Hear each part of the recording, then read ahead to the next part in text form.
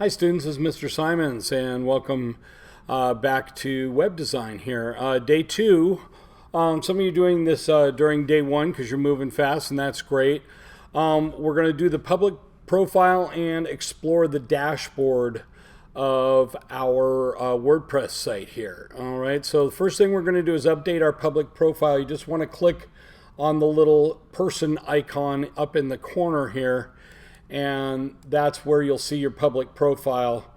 And I encourage you actually to use just an initial for your last name. We want to leave identifying marks for students off of public things like profiles. And so we want to do, if you want to do a little about me, you can. If you want to change your photo, you certainly can do that, okay? And you want to always save the details on anything, anywhere where there's a save button. We want to do that often. Okay, so now let's introduce the dashboard. And anytime you're anywhere and you want to get back to the dashboard, you click the little My Site there, and sometimes there will be a back button and sometimes it'll take you right there. All right, so so here we are taking a look at the dashboard and the dashboard orientation here. You'll notice that wherever we click here, you get different things up on the sidebar there, and so that's all sorts of different things available there. And we can just go right back to My Home. You want to make sure you have launched your site. This was yesterday, and that your email address is confirmed, and we can do that on My Home there. All right, general settings. So we're going to go down to settings here. See where that is? A nice arrow on the slideshow takes us right to settings, and we're going to go to general first.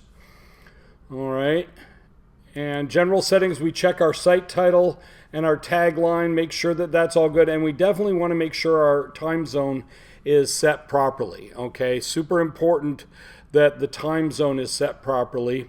And then we're going to go to the reading section here, and we want to scroll down to privacy here, and it's actually called site visibility here. It used to be called privacy here, and we want to discourage search engines from indexing this site. This is really important for a school website, you know, one we're making for school here. And again, you want to save the changes. That's all we're going to do here, is make sure that you discourage search engines. Now you can explore all the settings, and there's so many settings in WordPress. Like I said, this powers 38% of every website that's out there, and it's just amazing what we can do here. And we're just scratching the surface with our whole class here of what WordPress can do. But let's save the changes there, so that we save that reading setting here from slide number 7. Now we're going to view the live site. Okay, we're going to view the live site, and the easy way to get to your live site is to just go up here on the My Site page and click where your site title is here, and it'll take you to your live site, and you can get a peek at that. And here's the actual URL for your site. When you are building, when you are working and building, and it says WordPress.com at the beginning of the URL, that URL will not work for anyone else but you, okay? So so we got to go to the actual site here, and so a couple of ways to do it is that you could we can visit the site there, and there's just a couple of ways to get here, but we want to make sure that it is your actual URL here, and that's what we're going to copy. So I'm going to go ahead and copy that right now, because we're going to paste it into the assignment here in just a sec. Okay, viewing the live site, here we are. That's the URL. You want to make sure it doesn't start with WordPress.com, but it will end with WordPress.com. Okay, and then turning in the URL to Google Classroom, relatively easy here. I've got the I want to get the student view here.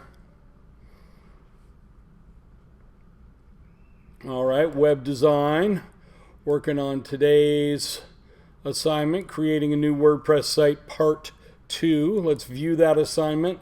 We go to add or create, click link, and then we'll just paste it right in there and add the link. Okay, please avoid making extra documents for the links or putting it in the comments or anything like that. That creates extra steps for me and extra steps for you. This is the way to turn it in. Always do add or create and turn in the link that way. All right, so easy stuff. This is relatively easy to finish up the second part of getting your site started.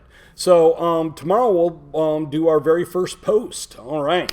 Exciting stuff. I'm glad you're with me.